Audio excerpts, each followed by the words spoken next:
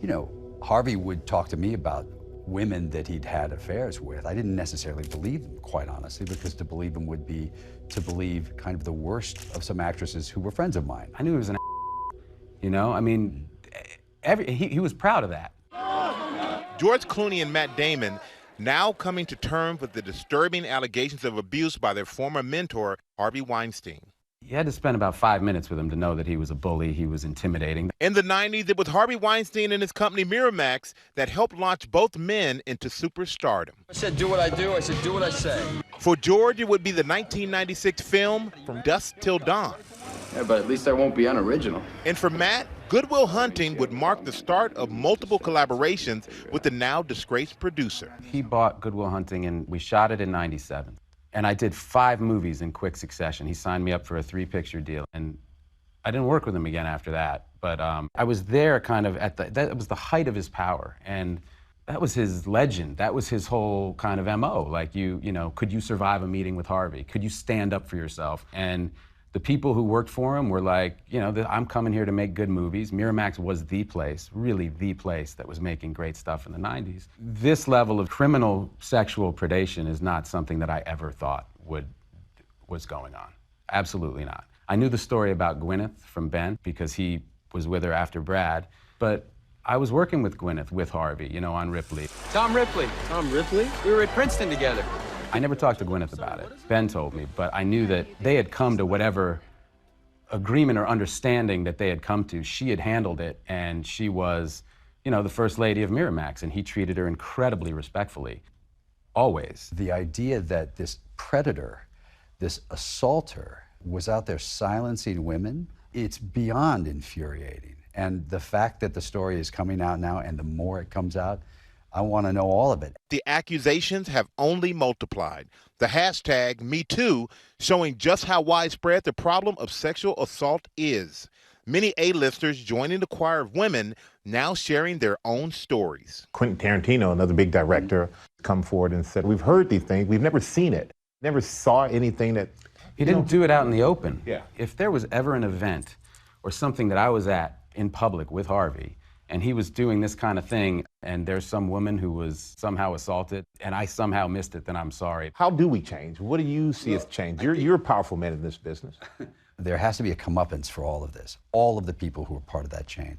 And then we have to make it safe for people to feel that they can talk about this. And in doing that, I think that'll scare away that kind of behavior. But more than anything, you're going to have a warning shot over the bow of anyone who would act like that you will be outed and you'll be out of the business, and more than that, you might be prosecuted. But what about with your kids? What is the conversation? If they want to go into your business or in any business that they go into, because as we said, this is not just a Hollywood problem. Having 4 daughters, I would say that the most important thing is to give them, you know, there are the jokes, oh, I'm going to be behind them with a Mossberg shotgun and all that stuff. But the reality is you have to give them a sense of self-esteem, because you're not going to be with them when they have to make a lot of these decisions, that you're going to have to trust that they're going to make the right decisions and be able to protect themselves. And some change. I mean, that's the other thing, right? That's it.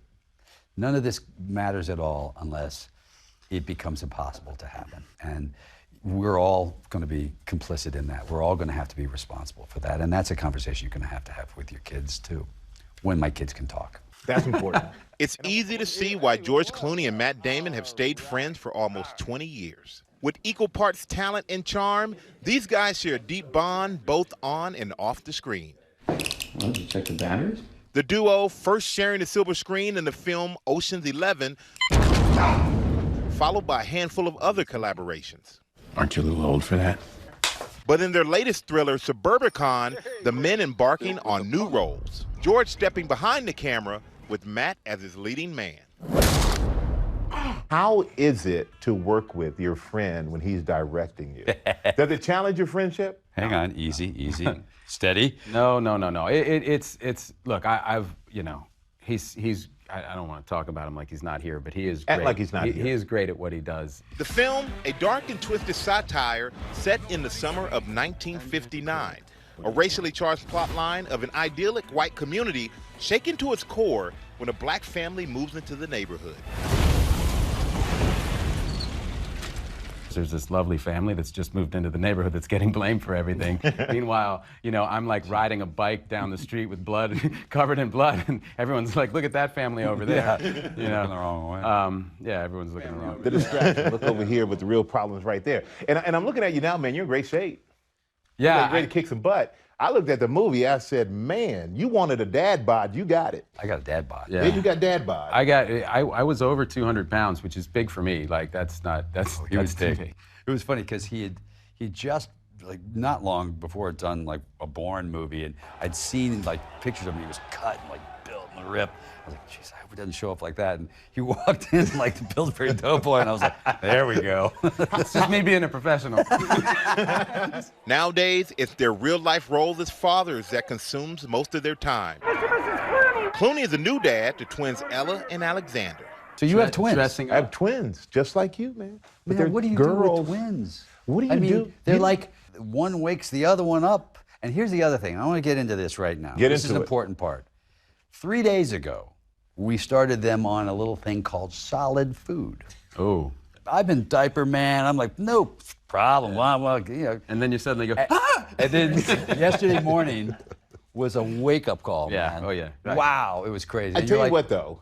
Once you get through that, Yeah. and you can change a diaper like a pro, you can do anything. I can change a diaper like a pro. And everybody scares you with twins. When I was having twins, I asked friends, what about twins? Oh, it's the greatest thing you'll ever do. You cannot imagine having just a single child once you've had twins because it would seem too easy.